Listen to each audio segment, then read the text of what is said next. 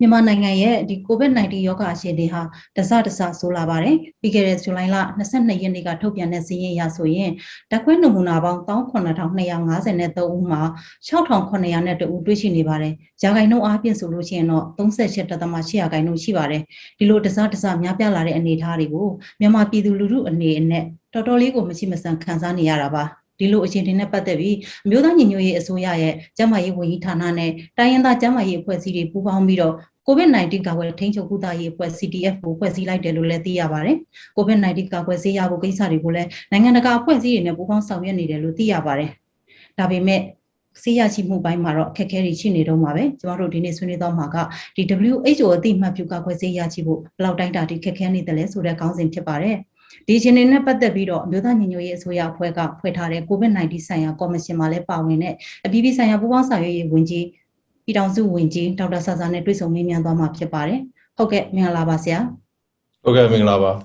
။ဟုတ်ကဲ့ပထမဆုံးအနေနဲ့လေးဆရာကဒီ NUG အစိုးရအဖွဲ့ကဖွဲ့ထားတဲ့ဒီ COVID-19 ဆိုင်ရာကော်မရှင်ထဲမှာလည်းပါဝင်တော့လေလက်တလောဖြစ်နေတဲ့အကြက်တဲလေးတွေကိုဖြည့်ချင်းမှုလှုံ့ဆော်နေတဲ့အပိုင်းလေးတွေကိုမေးမြန်းကြပါတယ်ဆရာ။အဲ့ဒါလေးကိုအရင်ရှင်းပေးပါလားယင်။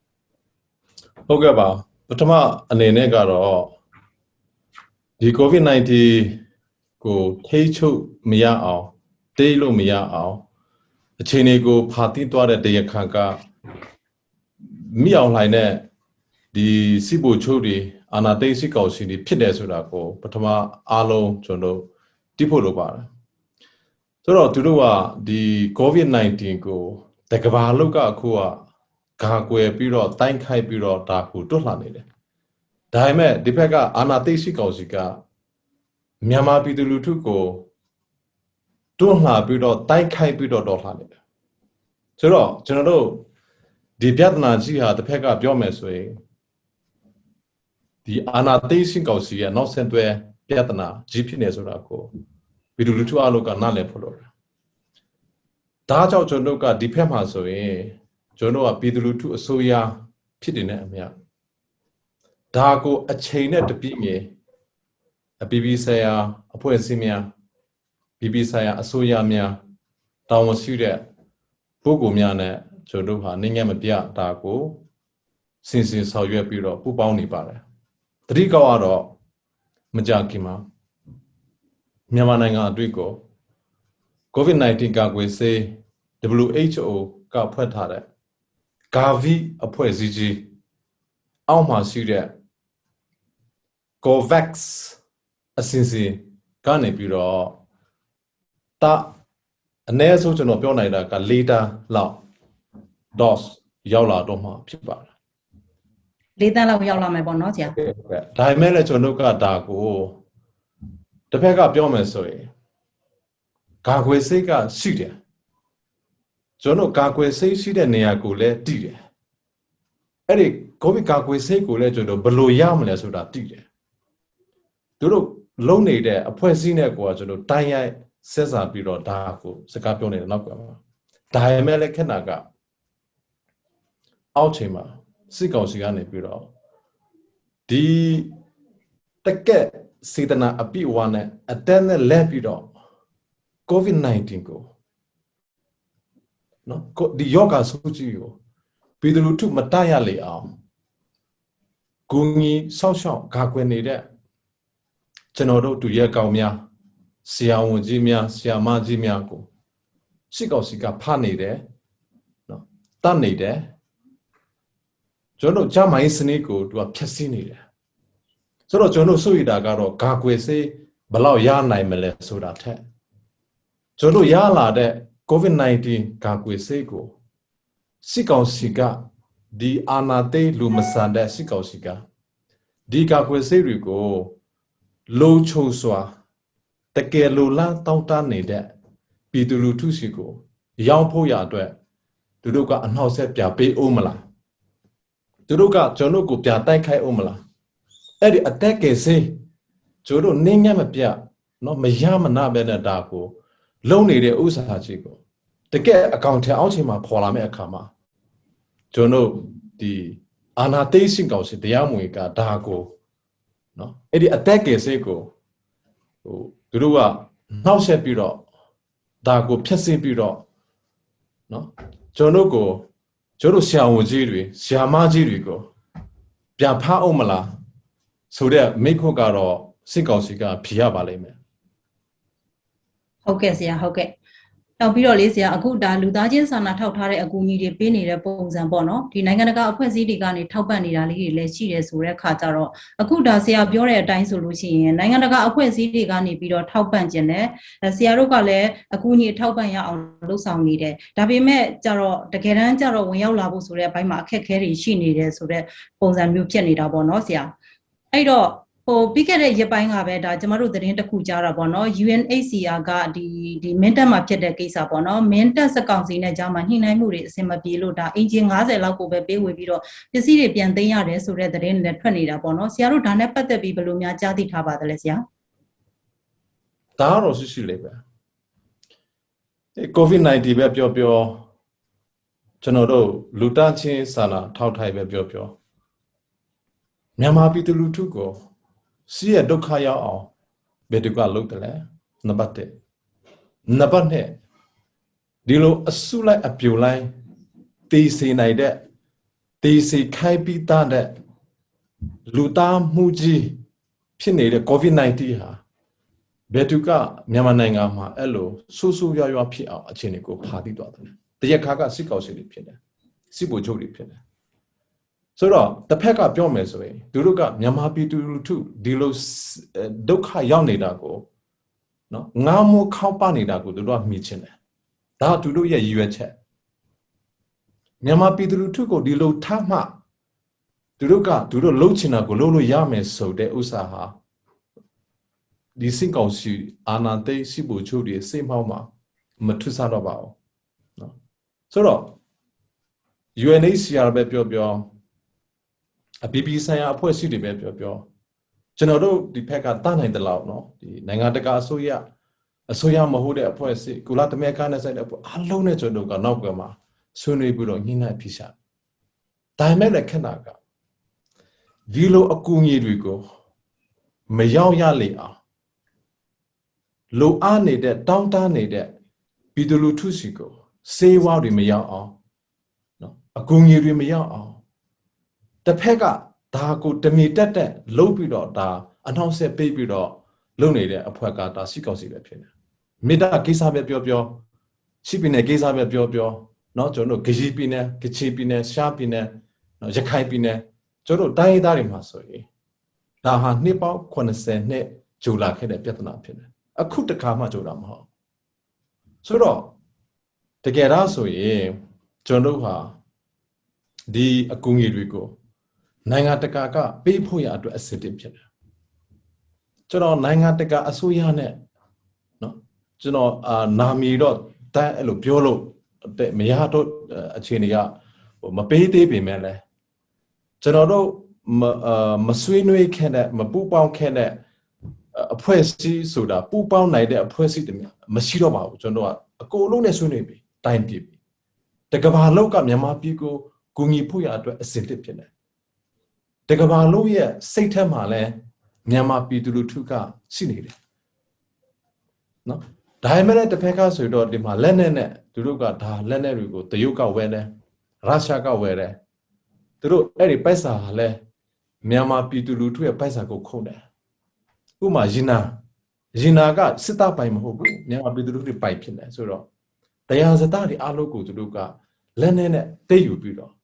အဲ့မှာရတဲ့ပိုက်ဆာတွေအကုန်လုံးကိုသူတို့လက်နဲ့ဝယ်တယ်အဲ့လက်နဲ့ပြည်သူထုကိုပြန်တတ်တယ်ဆိုတော့အခုဆိုရင်အခုနကျွန်တော်ပြောသလိုလူသားချင်းစာနာထောက်ထားရေးကိစ္စပဲပြောCOVID-19 ကိစ္စပဲပြောအကူအညီကအဓိပ္ပာယ်အကူအညီကအဓိကမဟုတ်ဘူးအကူအညီကကဘာကပေးဖို့အစီအစီရှိတယ်ဒါပေမဲ့အဲ့ဒီမှာအကူအညီကိုမရောက်အောင်ဓမီတက်ဒါကိုလက်နဲ့ကိုချိန်ပြီးတော့ဒါကိုလုံနေတဲ့စစ်ကောင်စီရှိနေတဲ့အတွက်ကြောင့်ဒါတော်တော်ခက်ခဲတယ်အဲ့တော့ဆရာရဲ့ဒီလိုလေအခုပေါ့နော်ကျွန်မဒါနဲ့ဆက်ပြီးတော့ဒါဒီနေ့မနေ့တနေ့ကပေါ့နော်သတင်းတက်လာတဲ့ဒါအမျိုးသားဒီမိုကရေစီအဖွဲ့ချုပ်ပေါ့နော်ဗဟိုဥပဒေအကြံပေးရှင်းနေကြီးပေါ့နော်ဦးကျော်ဟိုးပေါ့နော်အင်းစိန်ထောင်ထဲမှာဒါကိုဗစ်ရောဂါကူးစက်ခံရတာကြောင့်ဒါရန်ကုန်ဆေးရုံကြီးကိုပြောင်းချကုသရတယ်လို့ကြားတယ်လေဆရာအဲ့တော့ဆရာနိုင်ငံရေးအကျဉ်းသားတွေကိုလွှတ်ပေးဖို့ကိစ္စပေါ့နော်ဒီလိုကိုဗစ်ရော ဒီလိုမျိုးကိုဗစ်ကပ်ရောဂါကြီးကြာရောက်နေတဲ့အထဲထဲမှာပေါ့နော်ဒီနိုင်ငံရေးအကျဉ်းသားတွေကိုပူပူကက်ကက်နဲ့ထားနေတဲ့ကိစ္စဒီလိုဟာမျိုးတွေကို ICRC တို့ဘာတို့ကလှုပ်ပေးဖို့ဟာကဘာကြောင့်ဒီလောက်ခဲရင်းနေရတာပါလဲဟုတ်ပြီကျွန်တော်ကဒီဖက် ICRC ရဲ့ခေါင်းဆောင်တွေနဲ့လဲကျွန်တော်နောက်ကွယ်အနေပြီးတော့အများကြီးကျွန်တော်ဆွေးနွေးတာတွေရှိတယ်သူတို့ ICC ရဲ့လုံငန်းတာဝန် ICC ဖြစ်ပေါ်လာခြင်းအကြောင်းရင်းဟာလဲအဲ့လိုအကျဉ်းသားတွေကိုကူညီဆောက်ရှောက်မှုတွေပေးနိုင်ဖို့ဖြစ်ပါတယ်ဒါဒုတိယကမ္ဘာစစ်ကလေးကအဲ့လိုနော်သူတို့ဒီ ICRC ရဲ့မိတိတ်ကအဲ့ဒါလည်းဖြစ်တယ်ဆိုတဲ့အတွက်ကျွန်တော်ကတစ်ဖက်ကပြောမယ်ဆိုရင်လုံနိုင်တဲ့မြတ်တတ်နိုင်တဲ့မြတ်တော့ကျွန်တော်ဆွေးနွေးနေပါတယ်ဒါပေမဲ့လည်းခက်တာကနာဇီဂျာမနီကနော်ဟိုးတို့ကနော်သူတို့ဒီ Hitler ခေါင်းဆောင်တဲ့ concentration camp လိုမျိုးကိုတည်ဆောက်ပြီးတော့အဲ့ဒီမှာသူတို့မကြိုက်တဲ့ဂျူးလူမျိုးတွေကိုအဲ့လိုခုနလို Holocaust တွေပါတယ် concentration camp တွေလို့ပြီးတော့သူတို့ကငိပနှိမ့်ဆက်ပြီးတော့လူကိုအစုလိုက်အပြုံလိုက်တပ်ဖြားဖို့လုံကြစီခဲ့တယ်လို့ပဲမြန်မာနိုင်ငံစစ်ကောင်စီကတကယ်တော့ဆိုရင်ဟိုတိုးဂရက်ကနေပြောတော့အဲ့လိုလူမျိုးသုံးတပ်ဖြားဖို့ကိုသူတို့ကအကြံစီခဲ့တယ်အခုဆိုတော့အစ်စိတ်ထောင်ဆိုရင်လည်းအခုနလိုပေါ့ NLD ဆိုရင်လည်းအခုနလိုပေါ့သူတို့ရဲ့အတိုက်ခံပါတီဖြစ်တဲ့အတွက်ကြောင့်သူတို့ကိုအစ်စိတ်ထောင်မှာကိုလို့ထက်မယ်သူတို့အစ်စိတ်ထောင်မှာသူတို့ကိုဒေးစေချင်တယ်တကယ်တော့ဆိုစစ်စစ်ပြသူတို့ကိုဒေတာကိုစစ်ကောင်စီကမြှင့်ချင်တယ်အခုကျွန်တော်ဆရာမပြောတဲ့ကျွန်တော်ကောင်းဆောင်ချင်းမကသေးဘူးဟုတ်တော့ကနော်မကြသေးဘူးကျွန်တော်ကောင်းဆောင်ကြီးအဘဥညာဝိယတေးဆိုသွားတကယ်တော့ဆို तू ကထောင်ထဲမှာ COVID-19 ကူးသွားပြီးတော့တည်တော့တာဖြစ်တယ်ဆိုတော့ကျွန်တော်ဟာဒါနိုင်ငံရဲ့အကြီးသားတွေမကဘူးနော် journalist တွေပါတယ်အေးစိထောင်ထဲမှာခလေး၄နှစ်အရွယ်တောင်ပါတယ်နော်ကျွန်တော် record အတိအကျရှိတယ်ဆိုတော့အဲ့ဒီခလေးကဘာကြောင့်ထောင်ထဲမှာရောက်နေတယ်လဲသူမိဘတွေကိုဖမ်းလို့မရတဲ့အတွက်ကြောင့်မတွေးနိုင်တဲ့အတွက်ကြောင့်သူတို့ကမိဘအခလေးကိုမိဘတွေကိုစားဖာမြန်မာနိုင်ငံမှာပဲစစ်ကောင်စီကြားမှာပဲမိဘတွေကိုရှာမတွေးလို့ပဲကျွန်တော်ကကြားဖူးသေးတယ်ဆိုတော့ကျွန်တော်မြန်မာပြည်သူလူထုကရည်ဆိုင်နေရတဲ့စစ်ကောင်စီကဒေါ်ယိုဒါယိုမဟုတ်ဒါကဘာလူစုကြီးတွေဖြစ်တယ်ကဘာအကြဖက်ဓမ္မကြီးတွေဖြစ်တယ်ဆိုတော့တစ်ဖက်ကပြောမယ်ဆိုရင်အပီပီဆိုင်ရာအဖွဲ့အစည်း ICRC ပဲပြော UNHCR ပဲပြောသူတို့ကလှုပ်ချင်တယ်ဒါသူတို့ရဲ့မိတ်တိတ်လည်းဖြစ်တဲ့အတွက်ကြောင့်သူတို့ရဲ့ policy သူတို့ရဲ့ principle လည်းဖြစ်တဲ့အတွက်ကြောင့်ဒါသူတို့ရဲ့လှုပ်ရမယ့်ဥစ္စာသူတို့လှုပ်ချင်တယ်ဒါပေမဲ့သူတို့ကိုလှုပ်ခွင့်ပေးဖို့ကလိုရတယ်ဆိုတော့လှုပ်ခွင့်ပေးဖို့ဆိုတာကလည်းထောင်ထဲမှာဘယ်သူကရှိတယ်ထောင်ထဲမှာဒီစစ်ကောင်စီတဲ့စစ်သားတွေပဲဝါရထားပြီးတော့ကျွန်တော်တနေ့ဒီမိုကရေစီရတယ်ဆိုတော့အစ်စိထောင်ကိုကျွန်တော်တခါပေးရပါလိမ့်မယ်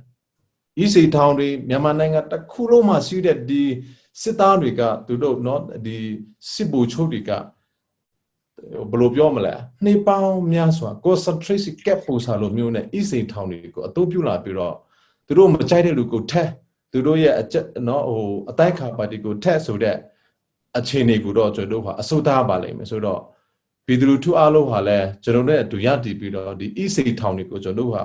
ဒီမိုကရေစီရလာတဲ့တနေ့ကျရတော့ EC ထောင်ကိုတကားပေးပြီးတော့အကုန်လုံးဒါကိုနော်ဒီလိုမျိုးမရှိအောင်တော့ကျွန်တော်လုပ်ဖို့တော့လိုအပ်ပါတယ်ဟုတ်ဆရာအဲ့ဒီပိုင်းမှာလေးဆရာအခု UN ကအကူအညီပေးနေတယ်ဆိုတော့ပုံစံပေါ့နော်ပုံစံနဲ့သွားနေတဲ့အခါကျတော့ပြီးခဲ့တဲ့ဘက်ကပဲဒါဂျပန်ကလည်းအကူအညီပေးတယ်လို့လည်းကြားရတယ်ပေါ့နော်လောလောဆယ်အနေထားကြည့်နေတဲ့အခါကျတော့ဆရာဒီ IDP camp နေမှာတော့ဒါ UNHCR ကနေသွားနေလို့ရနေသေးတယ်ဆိုတဲ့သဘောပေါ့သူသဖြင့်ဒါလက်နက်ကင်တွေထိန်းချုပ်ထားတဲ့နေရာတွေကိုတော့စစ်ပြီးတော့ဒါအကူအညီပေးလို့ရနေတယ်ဆိုတဲ့သဘောလားဆရာ ICRC ပဲပြောနော်အခုန WFP ကမ္ဘာစာနာရိက္ခအဖွဲ့အခုနဒီ UNHCR ဒါဒီအထူးတဖြစ်ဆိုရတော့ဒုက္ခတယ်များဆိုင်ရာမဟာမိကြီးဆိုတော့ဒုက္ခတယ်နဲ့ပတ်သက်တဲ့ဥစ္စာတွေဆိုတော့သူတို့ဘာကြောင့်မြန်မာနိုင်ငံမှာရုပ်ဖွင့်တယ်လဲ ICRC ကဘာကြောင့်မြန်မာနိုင်ငံမှာရုပ်ဖွင့်တယ်လဲမြန်မာနိုင်ငံမှာဘာကြောင့် UNHCR ရှိတယ်လဲဘာကြောင့် WFP ရှိတယ်လဲဆိုရင်အခုနလိုအဲ့လိုစစ်ပြေဒုက္ခတယ်တွေ တာနဲ့ချီတဲ့နိုင်ငံဖြစ်တဲ့အတွက်ကြောင့်သူတို့ကရှိနေတာဖြစ်တယ်သူတို့ကအဲ့မှာအကျိုးအကြောင်းရှိလို့ရှိနေတာဖြစ်တယ်နိုင်ငံတကာစာချုပ်စာချုပ်နဲ့ညှောက်ဖြစ်နေဆိုတော့သူတို့ကအဲ့မှာဒါကိုလုပ်ဖို့အခြေစိုက်ပြီးတော့ရှိနေတာဖြစ်တယ်ဆိုတော့အယုတ်အစိုးစုကသူတို့လွန်လွန်လန်းလန်းတွားခွင့်မပေးတဲ့စစ်ဗိုလ်ချုပ်တွေဖြစ်နေတယ်ဆိုတော့သူတို့ကကချင်တွေကိုကူညီဖို့အစင်တစ်ဖြစ်တယ်ချင်းတွေကိုကူညီဖို့အစင်တစ်ဖြစ်တယ်ဘယ်နေရာမှာဆိုမြန်မာနိုင်ငံဘယ်နေရာမှာစစ်ပြေဒုက္ခတဲ့ရှိတယ်လဲရှိတဲ့နေရာတိုင်းကိုတွားပြီးတော့သူတို့ကကူညီနိုင်ဆွဲရှိတယ်လို့ကူညီနိုင်ဖို့လည်းသူတို့မှာ resource ရှိတယ်ဒါပေမဲ့လည်းကူညီခွင့်ကိုပေးဖို့လိုပါတယ်ဆိုတော့အဲ့လိုကဘာမှာ humanitarian law ဆိုတာရှိတယ်လူသားချင်းစာနာထောက်ထားရေးဥပဒေဆိုတာရှိတယ်ဒါလူတိုက်လိုက်နိုင်ရမယ်လူဖြစ်တဲ့လူတိုက်လိုက်နိုင်ရမယ်ဒါနော်တစ်ဖက်ကပြောမယ်ဆို humanitarian ကနိုင်ငံရေးနဲ့မဆိုင်ဘူးနိုင်ငံရေးနဲ့မဆိုင်ဘူးဒါက neutral ဖြစ်တယ်ဒါပေမဲ့ဒီစီကောင်စီကသူတို့မှာတစ်ဖက်ကပြောမယ်ဆိုရင်မိအောင်လိုက်တို့ကလူစိတ်မရှိတော့ဘူးဆိုတာအဲ့ဒါတက်တဲ့အထောက်ထားဖြစ်တယ်ဆိုတော့လူသားချင်းစာနာထောက်ထားရေးအလုပ်တွေကိုနိုင်ငံရေးနဲ့တွားရောဖို့မဖြစ်တော့ဘူးလူဆိုတာကဘယ်နေရာမှာမဆိုသမင်းငါပြီးတော့တေဖို့ဆိုတာဒီကဘာကြီးကခွင့်မပြုတော့ဘူးဘယ်နေရာမှာမဆိုအုံးမဲ့အိမ်မဲ့နေပြီးတော့လူတယောက်အနေနဲ့အဲ့လိုတိတ်ခါမဲ့စွာနဲ့နေတာဟာနော်ကဘာကူလာတမဲကဖြစ်ပေါ်လာဖို့ကိုလည်းကြည့်မယ်ဆိုရင်ဘာကြောင့်ကဘာကူလာတမဲကဖြစ်ပေါ်လာတယ်လဲဒုတိယကဘာစစ်ပြီးမှာလူဒီတိုင်းဝေဒနာတွေခံစားပြီးတော့နော်ပျက်စီးဆိုးဆိုးနေတာကိုကဘာကလဲပိုက်မကြည့်နိုင်လို့ကဘာကူလာတမဲကကြီးဆိုတာလဲဖွေးစစ်တာတယ်မဟုတ်ဘူးလားအခု UNHCR တို့ ICRC တို့အခုနလို့ဒီ WFP တို့ဆိုတာကဘာကူလာတမဲကရဲ့လက်အောက်ခံတွေဖြစ်နေတဲ့အတွက်သူတို့ဟာလဲဒီကဘာမှာဒီလိုစစ်ပွဲတွေဖြစ်ခဲ့ဖို့တဲ့ဆိုးဆိုးဝါဝါဒုတိယကဘာစစ်တွေဖြစ်ခဲ့တယ်နော်ပထမကဘာစစ်တွေဖြစ်ခဲ့တယ်ဒီခါစာတွေတည်ခဲ့ပြီဆိုတော့ဒါဒီကြောင့်ကျွန်တော်တို့ဟာဒီလူသားချင်းစာနာထောက်ထားနိုင်တဲ့အဖွဲ့အစည်းတွေကပေါ်လာတယ်ဆိုတာမဟုတ်ဘူးလားဆိုတော့မြန်မာနိုင်ငံကြားမှာဘာဖြစ်လို့သူတို့ကိုဒါကိုလွန်လားဆိုတာတွားခွင့်မပြုတယ်လေဥမာအီရတ်တို့အာဖဂန်နစ္စတန်တို့ပြောမယ်ဆိုတော့ကျွန်တော်တို့ဆီးရီးယားတို့အကုန်လုံးတော့မှမြန်မာနိုင်ငံထက်ကိုဆူဆူဝါဝါဖြစ်ပြီးတော့ ISIS တွေတောင်မှဒီလူသားချင်းစာနာထောက်ထားခွင့်ကတော့ပေးတယ်မဟုတ်ဘူးလားဘာဖြစ်လို့ဒီစစ်ကောင်စီကနော်ဒီလောက်အထိရက်ဆက်ရုံမာတယ်လဲဆိုတာကတော့တစ်ဖက်ကပြောမယ်ဆိုတော့သူတို့က ISIS တဲ့ကိုတောင်မှဆိုးဝါးတဲ့လူသားတွေပါလားဆိုတာအဖြစ်ထွက်လာတယ်ဟုတ်ကဲ့ဆရာဟုတ်ကဲ့အဲ့ဒီနေရာမှာပေါ့ဆရာရဲ့အခုပေါ့နော်အခုဒါမြန်မာနိုင်ငံရဲ့ပြဿနာကိုကြည့်မယ်ဆိုလို့ရှိရင်အခုတော်တော်များများတည်ကြည်သွားကြတဲ့လူတွေတော်တော်များများကလေကိုဘက်ကဆေးကုသခွင့်မရတာပေါ့နော်ဆေးရုံတွေကိုသွားပြီးဆေးကုသခွင့်မရတဲ့အခါကျတော့လူတွေကကိုယ့်ဟာကိုယ်အိမ်မှာ home isolation လုပ်ရတာပေါ့အဲ့ဒီမှာအောက်ဆီဂျင်ကတော်တော်လိုအပ်လာတာပေါ့နော်ဒီအောက်ဆီဂျင်ပေးဝေဖို့ကိစ္စနဲ့ပတ်သက်ပြီးတော့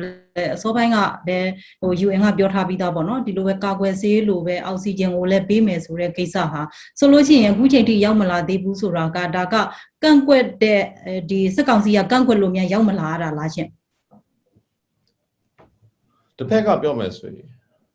အောက်ဆီဂျင်ကိုလွတ်လာစွာရှုခွေဟာအသက်ရှိခွေဖြစ်ပါတယ်ဆိုတော့မြန်မာနိုင်ငံမှာအသက်ရှိခွေမရှိတော့ဘူးလားဆိုတဲ့မိခုကစစ်ကောင်စီကဖြေရပါလိမ့်မယ်အသက်ရှုခွေဆိုတာတကယ်တော့ဆိုတော့ကျွန်တော်3မိနစ်အသက်မရှုတည်တဲ့လူသားတွေပါသူတို့ဟာလည်းဒါပါပဲเนาะသူတို့စစ်ကောင်စီတွေသူလည်းလူသားတွေပါပဲသူတို့ကိုယ်တိုင်လည်း3မိနစ်အသက်မရှုတည်တဲ့လူတွေဖြစ်မှာပဲသူတို့ဇနီးတွေသူတို့ရဲ့ကလေးတွေတားတွေမိတွေကိုလို့ဟာလဲတာပါပဲဘာကြောင့်မြန်မာနိုင်ငံကြားမှာကျွန်တော်မေးရမှာကအောက်ဆီဂျင်တောင်စုခွင့်မပေးတဲ့နဲ့အောက်ဆီဂျင်တွေကိုပေးတဲ့နော်အဖွဲ့အစည်းတွေပရဟိတတွေ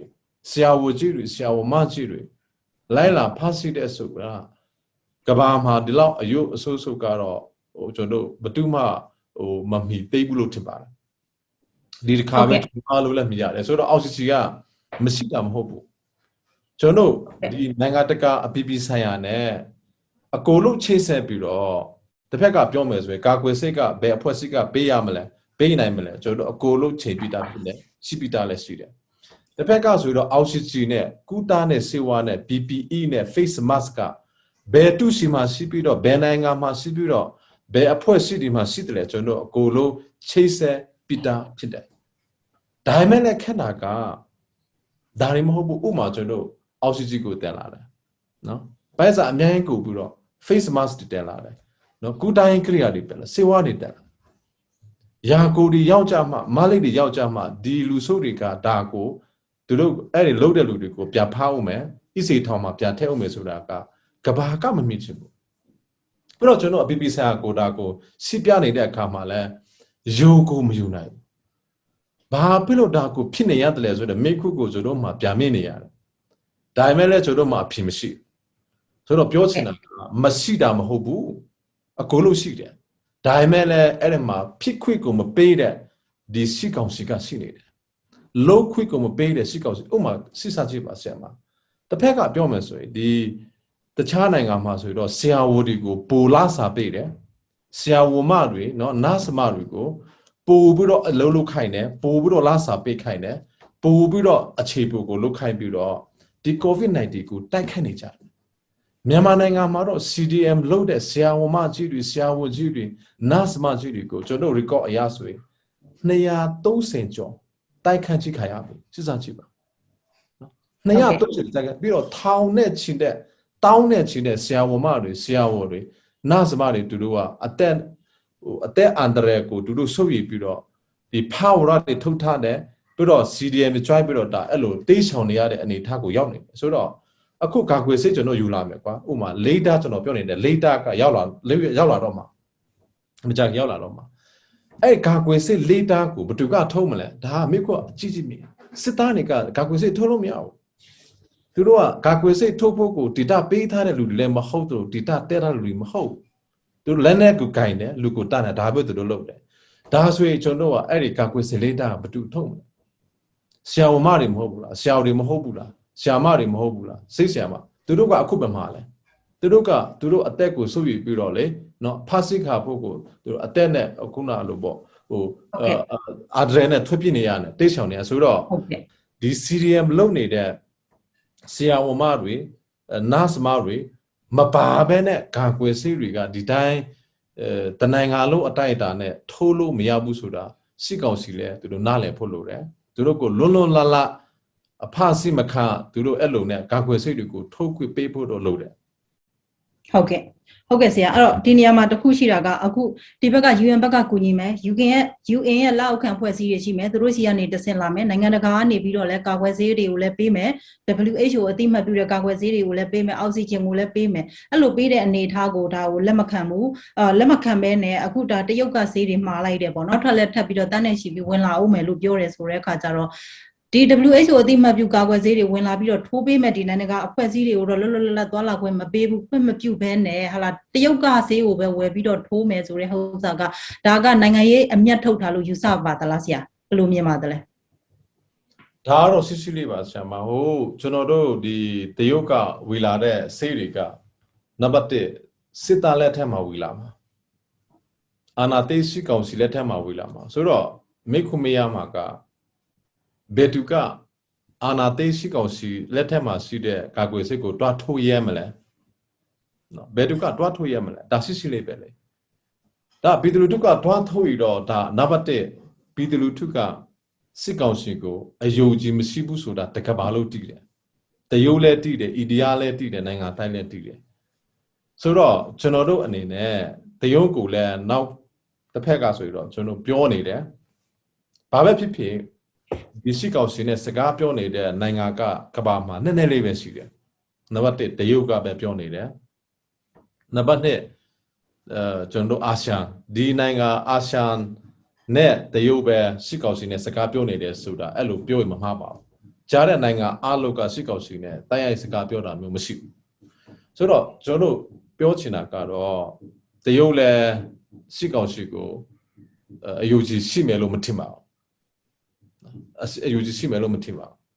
အဲ့ခွန်တောက်ကမိအောင်လိုက်ကဟိုဘယ်လိုလဲဒါ तू ကတောင်းပြီးတော့ဒါခွန်တောက်ဟာတကယ်ဒါဆိုတော့စစ်ကောင်စီမိသားစုအတိုက်ဝိုင်းပဲဖြစ်မှာပါဒါကတော့တေချာပါတယ်ဆိုတော့ပြည်သူလူထုအတွက်မဟုတ်ပါဆိုတော့စစ်ကောင်စီတွေလှုပ်တမျှဟာပြည်သူလူထုအတွက်တခုမှမရှိဘူးဆိုတာဟာ ပြည်သူလူထုကနားလည်ပြီးသားပါဒါကြောင့်ကျွန်တော်အနေနဲ့စစ်ကောင်စီကောင်းဆောင်မှုအောက်မှာ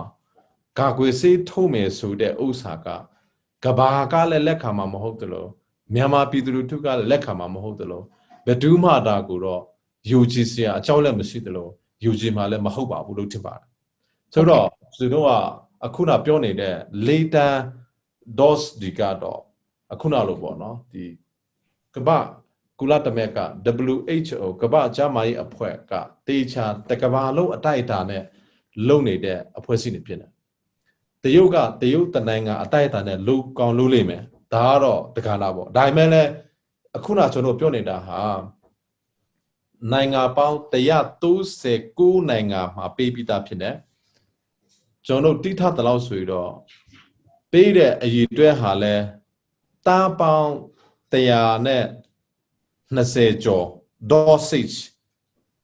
COVID-19 ကကွေဆေးကိုနိုင်ငံပေါင်း100ကျော်မှာပေးပြီးသားဖြစ်နေဒါမြန်မာနိုင်ငံအပါအဝင်အခုအာနာတိတ်ချိမဖြစ်ခင်မှာကျွန်တော်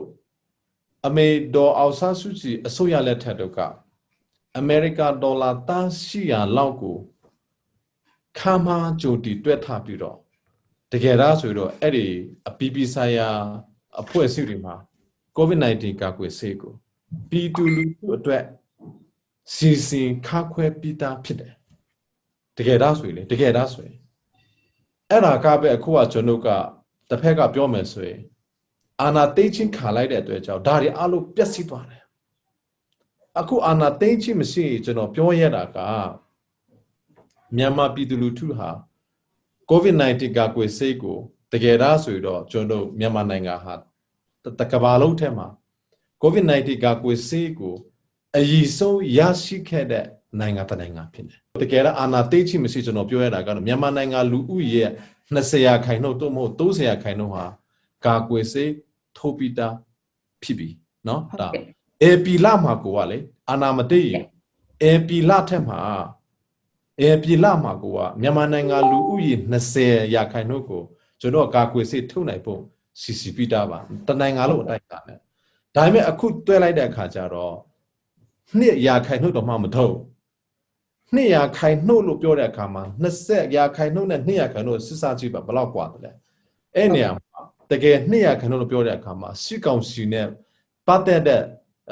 လူတွေပဲเนาะထိုးတယ်ဆိုရင်မမှားပါဘူးဆိုတော့အခုဆိုရင်တော့ကျွန်တော်ကဒါတွေအလုပ်ကိုနောက်ကိုရနေပြီးတော့အကုန်လုံးပြန်လဲပြီးတော့ဒါကိုPPဆရာနဲ့ပူပေါဆောင်ရပြီးတော့ပြန်လို့နေရတဲ့အတိတ်ပဲရှိတယ်ဟုတ်ကဲ့ဆရာဟုတ်ကဲ့အဲ့တော့ဆရာအခုကပြည်သူလူထုကလွတ်လပ်စွာလဲစိတ်ကူတာခွင့်လည်းမရဘူးအဲ့တော့အကူအညီပေးခြင်းနဲ့အကူအညီတွေလည်းလက်ခံလို့မရဘူးဖြစ်နေတယ်ပေါ့နော်အဲ့လိုအနေအထားမျိုးမှာဆရာတို့ဒီဒါကcrime against humanity လို့ပြောလို့ရမလားနောက်တစ်ခုကဆရာတို့ဒါအခုဒါ UN နဲ့ပေါ့နော် R2P ကိစ္စတွေဆွေးနွေးနေတဲ့ကိစ္စကဆွေးနွေးနေတယ်လို့သိရပါတယ်ဆရာဘယ်အခြေအနေလောက်ရောက်နေပါသလဲဆရာဟုတ်ကဲ့ပါ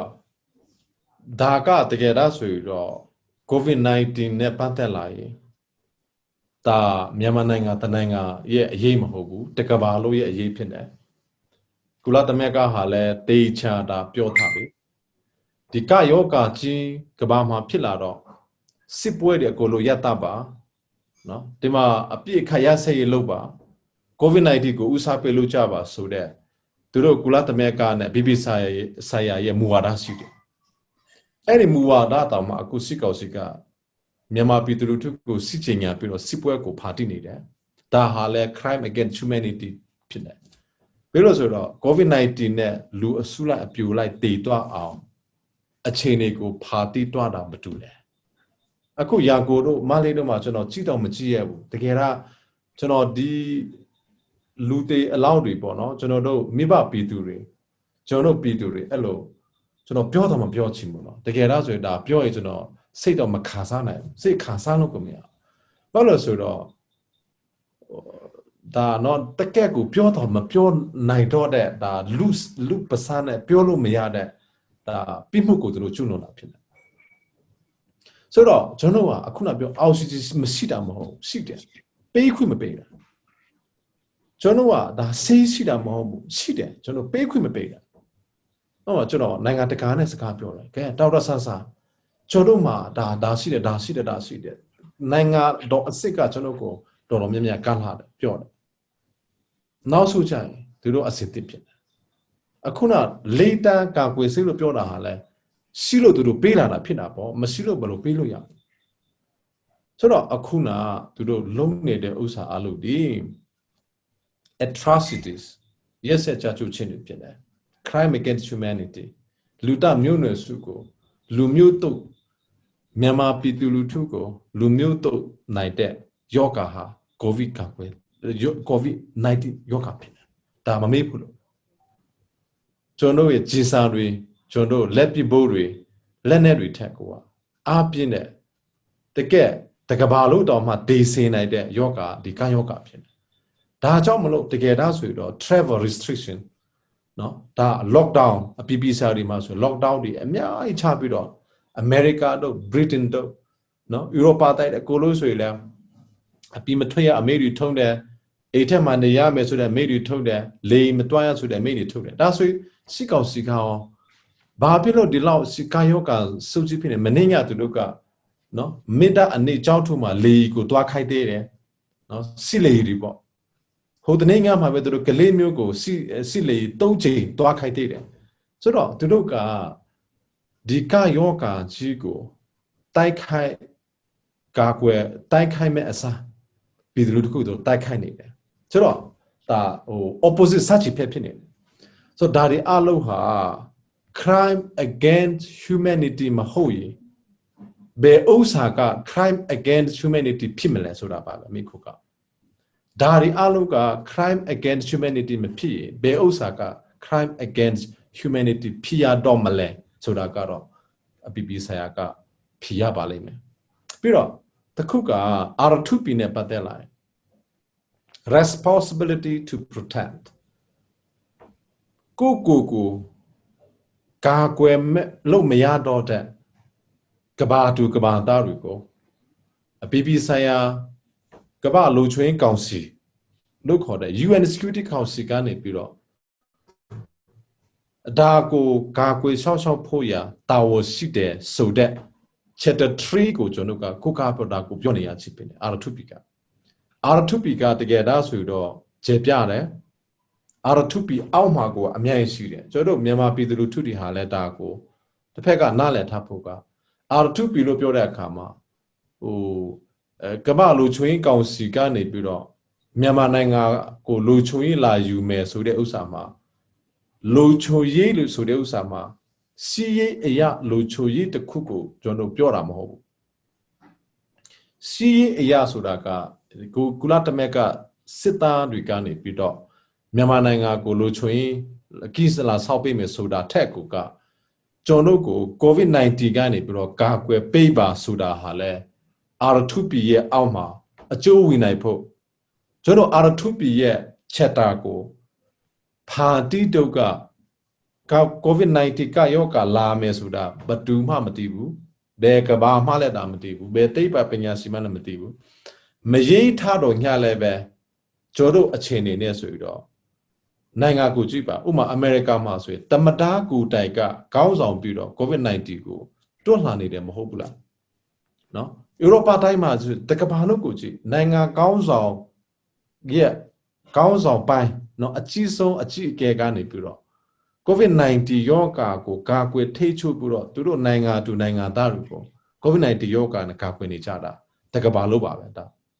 Myanmar nainga so do tike da so yin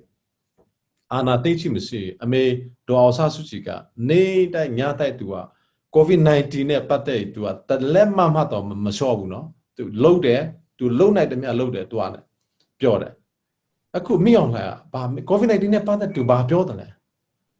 no isi bo chu de COVID-19 ne pat lai le nya saka ko pyo bu do oxygen lu law so si pa de so da di lu ma sa ne saka ri ko tu do pyo de pyo chin na ka tu do kaတကယ်တော့ကျတော့သူတို့ဟာနဲ့သူတို့အစစ်သားကိုနေတိုင်းပေါ်ထုတ်နေရခြင်းဖြစ်တယ်ဆိုတော့တစ်ဖက်ကပြောမယ်ဆိုရင် R2P လို့ပြောရင်လဲကျွန်တော်အနေနဲ့ဒါဆိုရော R2P charter ကိုလက်မှာထိုးတို့ကဖာတိတို့က2005မှာကိုဗစ်ကရောဂါရှိမယ်ဆိုတာဘယ်သူမှမသိဒါပေမဲ့အခုရှိလာပြီဖြစ်လာပြီ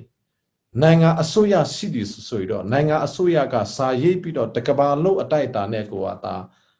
တကဘာလုံးနဲ့ပူးပေါင်းဆောင်ရွက်ပြီးတော့ဒါဆောင်ရွက်ရမယ်အလုပ်ဖြစ်တယ်ဒါပေမဲ့လည်းမြန်မာနိုင်ငံဟာအခုလောလောဆယ်ဖြစ်နေတာကအစိုးရမဲ့ဖြစ်နေတယ်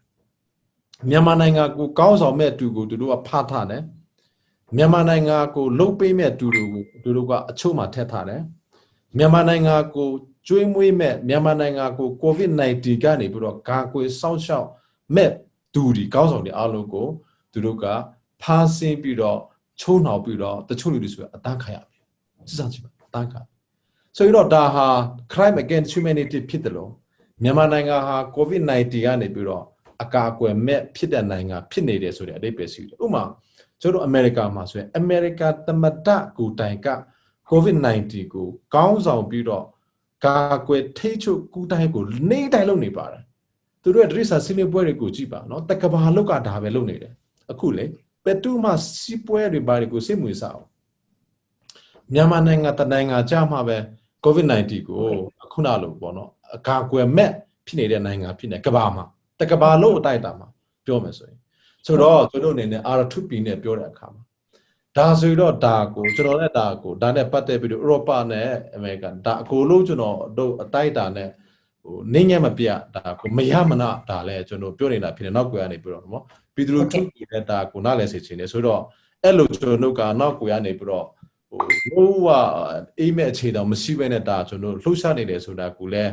ပြည်သူလူထုကိုကျွန်တော်အားလို့ပြောချင်တယ်ဟုတ်ကဲ့ဆရာဟုတ်ကဲ့ကျေးဇူးတင်ပါတယ်ရှင်အဲ့တော့ဆရာတို့လှုပ်ရှားနေတဲ့အပိုင်းလည်းရှိတယ်အရေးကြီးတာကလောလောဆယ်မှာကဟိုဘယ်လိုပြောမလဲအစိုးရမရှိသလိုဖြစ်နေတဲ့အနေအထားမျိုးပေါ့အဲ့တော့ကျမတို့ UN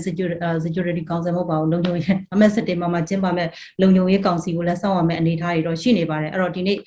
ဆွေးနွေးမှုတွေကကောင်းပါတယ်ဒါပေမဲ့အချိန်တိုင်းတာရဆိုလို့ရှိရင်ကျမတို့ဒီမှာနေကုန်းချုပ်ရမှာဖြစ်ပါတယ်အဲ့တော့မြန်မာပြည်သူတွေလိုအပ်နေတဲ့အကူအညီတွေအများဆုံးရပါစေအာဏာရှင်စနစ်အောက်ကအများဆုံးလွတ်မြောက်ပါစေလို့ဆန္ဒပြုရင်ဒီနေ့ဆွေးနွေးပွဲကိုဒီမှာပဲရပ်နာပါတယ်ရပ်ပြီးတော့ဆွေးနွေးပေးတဲ့ဆရာကိုလည်းအထူးကျေးဇူးတင်ပါတယ်ကြည့်ရှုနေကြတဲ့ပရိသတ်ကိုလည်းအထူးကျေးဇူးတင်ပါတယ်ကျွန်မရမင်းမြတ်အေးပါ